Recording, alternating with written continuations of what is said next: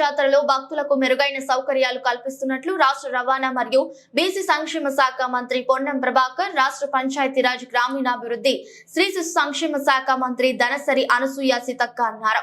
సోమవారం మేడారంలో ఏర్పాటు చేసిన తాత్కాలిక బస్ స్టేషన్ ను రాష్ట్ర రవాణా మరియు బీసీ సంక్షేమ శాఖ మంత్రి పొన్నం ప్రభాకర్, రాష్ట్ర పంచాయతీరాజ్ గ్రామీణాభివృద్ధి, స్త్రీ శిశు సంక్షేమ శాఖ మంత్రి Danasari Anasuya Seethakka, TSRTC managing director సజ్జానార్లతో కలిసి మేడారంలో ఏర్పాటు చేసిన తాత్కాలిక బస్ స్టేషన్ ఏర్పాట్లను క్షేత్రస్థాయిలో పరిశీలించారు.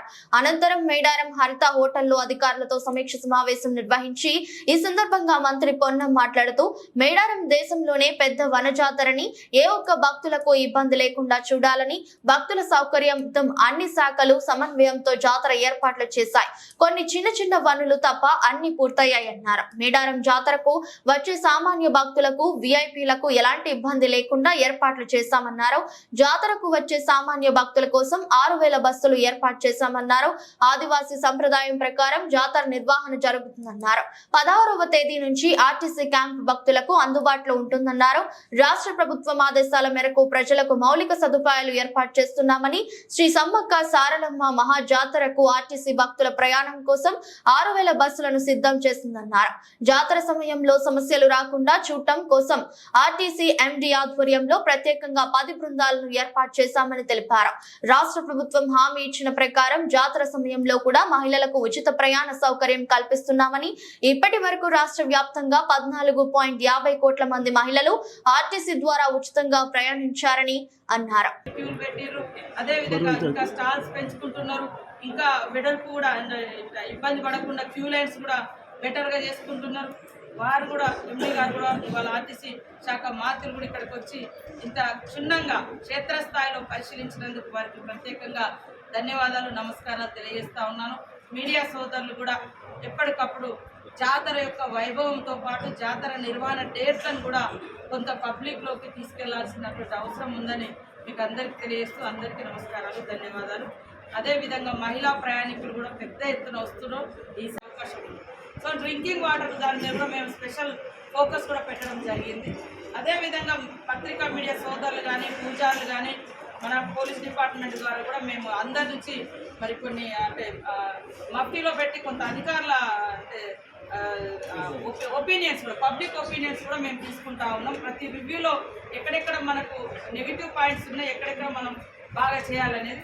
ఇంకా మనకు తక్కువలో తక్కువ ఒక 14 రోజులు మాకు టైం ఉంది. 10 అనేది బార్డర్, కొద్దిగా నేషనల్ హైవే తోటి కొంచెం ఇబ్బంది పడుతున్నమాట వాస్తవం. ఇంకా కొంచెం కాంట్రాక్ట్ అవకాశం ఉంది. సో డ్రింకింగ్ వాటర్ దాని మీద మేము స్పెషల్ ఫోకస్ కూడా పెట్టడం జరిగింది. అదేవిధంగా పత్రికా మీడియా సోదరులు కానీ, పూజారులు కానీ, మన పోలీస్ డిపార్ట్మెంట్ ద్వారా కూడా మేము అందరి నుంచి మరి కొన్ని అంటే మఫ్టీలో పెట్టి కొంత అధికారుల అంటే ఒపీనియన్స్ కూడా, పబ్లిక్ ఒపీనియన్స్ కూడా మేము తీసుకుంటా ఉన్నాం. ప్రతి రివ్యూలో ఎక్కడెక్కడ మనకు నెగిటివ్ పాయింట్స్ ఉన్నాయి, ఎక్కడెక్కడ మనం బాగా చేయాలనేది. ఇంకా మనకు తక్కువలో తక్కువ ఒక 14 రోజులు మాకు టైం ఉంది. 10 అనేది బార్డర్, కొద్దిగా నేషనల్ హైవే తోటి కొంచెం ఇబ్బంది పడుతున్నమాట వాస్తవం. ఇంకా కొంచెం కాంట్రాక్ట్ ఈరోజు మన ప్రాంత ఇలవేల్పులుగా తెలంగాణ రాష్ట్ర పండుగగా నిర్వహించుకునే పూర్తిగా బాధ్యత తీసుకొని ఇక్కడ వ్యవహారం చేస్తుంది. ఒకసారి మేము ఆ కార్యక్రమాలను సమీక్షించుకొని మేము చేస్తూ చెప్పడానికి ఇక్కడ కూర్చోం. తర్వాత 16వ తేదీన మళ్ళీ ఇక్కడ యొక్క ఆర్టీసీ బస్ క్యాంపును, ఏదైతే క్యాంప్ ఉందో ఆ క్యాంపును కూడా ప్రజలకు ఉపయోగంలో తీసుకొచ్చే విధంగా ప్రయాణము, టికెట్లు, స్పెషల్ బస్సులు నడవడం, ఆపరేషన్ అంతా కార్యక్రమాన్ని కొనసాగిస్తాం. దయచేసి మీరందరూ కూడా పాజిటివ్ యాటిట్యూడ్, ఏదైనా ఇబ్బంది ఉంటే అధికారుల దృష్టికి తీసుకురండి. దాని పరిష్కారం మేము అందరం కలిసి చేద్దాం. ప్రజలకు ఇబ్బంది కలగకుండా ఉండే విషయం లోపల నేను పాత్రికేయులను, చుట్టుపక్కల గ్రామాల ప్రజలందరూ కూడా ఎక్కడైనా బస్సు పక్కకు జరగాల్సి వస్తే, ఇబ్బంది వస్తే, ఏదైనా ఇష్యూ ఉంటే అందరూ సహకరించమని ఆర్టీసీ తరఫున, ఈ ప్రభుత్వం తరఫున మిమ్మల్ని అందరూ కూడా విజ్ఞప్తి చేస్తాం. విజయవంతంగా నిర్వహించబడ్డట్టు. ఎందుకంటే భక్తులు, దేవాదాయ శాఖ, ఆరోగ్య శాఖ, ఆర్ఎండ్బి శాఖ, మిగతా ఆర్డబ్ల్యూఎస్, పబ్లిక్ హెల్త్ శాఖ, ఇవన్నీ కూడా ఎక్కడెక్కడ కార్యక్రమాలు యథావిధిగా కొనసాగుతూ ఉన్నాయి.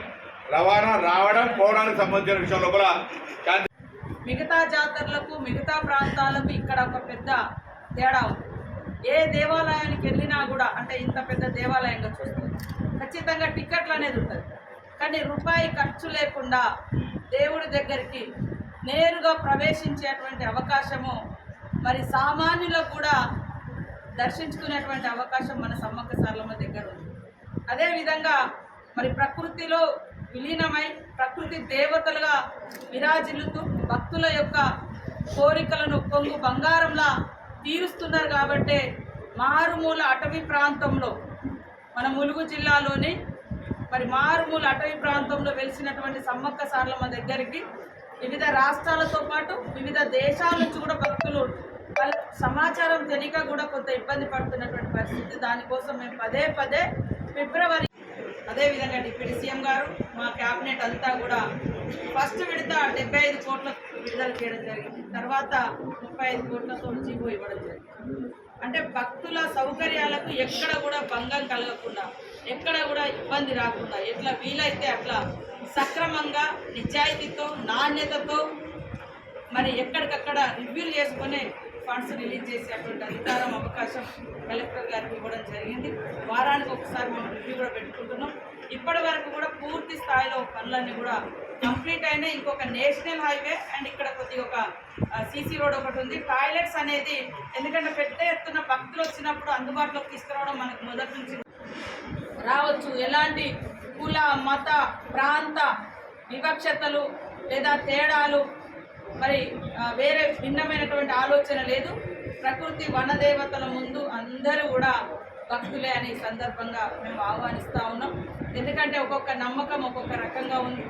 ఇక్కడ తెలంగాణ ప్రాంత ప్రజలందరూ కూడా మరి 2014లో తెలంగాణ ఆవిర్భావం ఆ మహాఘట్టం ఇక్కడ సమ్మక్క గద్దెల వనంలో నుంచి జనంలోకి వచ్చినప్పుడు మనం అందరం కూడా ఇదే ప్రాంగణంలో ఉన్నాం. మీడియా ఎక్కడ కూడా ప్రజలకు ఇబ్బంది కలగద్దని రాష్ట్ర ప్రభుత్వము, జిల్లా యంత్రాంగము, అధికారులు అందరి సహకారంతో ఈ పెద్ద ఉత్సవాన్ని ఘనంగా జరుపుకోవడానికి నిర్ణయం చేయడం జరిగింది.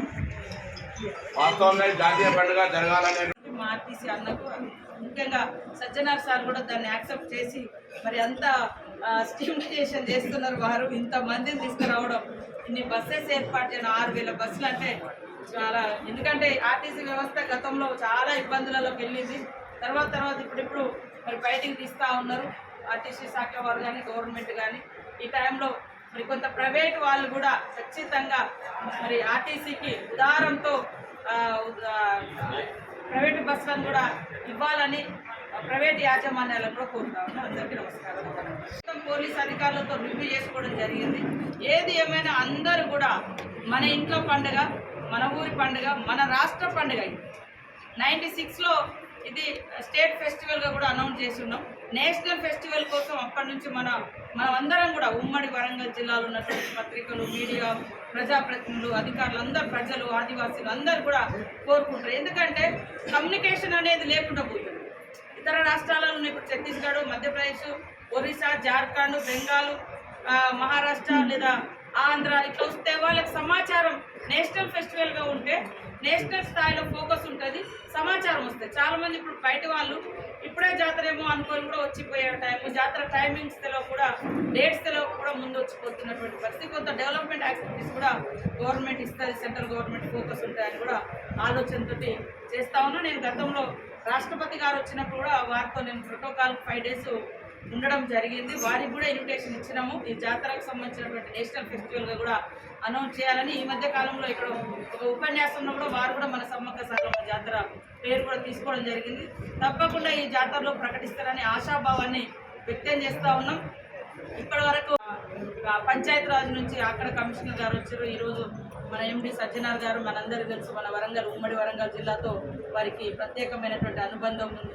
తర్వాత ఇతర డిపార్ట్మెంట్స్ నుంచి కూడా అధికారులు వచ్చి ఆయా హెడ్స్ అంతా రివ్యూ చేసుకుంటా ఉన్నారు. తప్పకుండా ఏమైనా చిన్న లోపాలు జరిగినా కూడా మాకు ఇన్ఫర్మేషన్ ఇవ్వండి లేదా సమాచారం ఇవ్వండి. మేమందరం కూడా సరి చేసుకొని మరి తల్లులకు 2 సంవత్సరాలకు ఒకసారి జరిగే జాతర, ఇది రోజు జరిగే జాతర కాదు, లేదా 6 నెలలకు ఒకసారి, ఏడాదికి ఒకసారి జరిగే జాతర కాదు. ఈ మహాఘట్టం కోసం అంటే ఇలవేల్పులు మన ప్రజలందరూ కూడా, భక్తులందరూ కూడా ఎంతో ఆసక్తితో ఎదురు చూస్తారు. కాబట్టి ఈ మహాజాతరను సక్సెస్ చేయడం కోసం ప్రతి ఒక్కరు కూడా సహకరించాలని కోరుతా ఉన్నాం. ముఖ్యంగా ఆర్టీసీ వాళ్ళు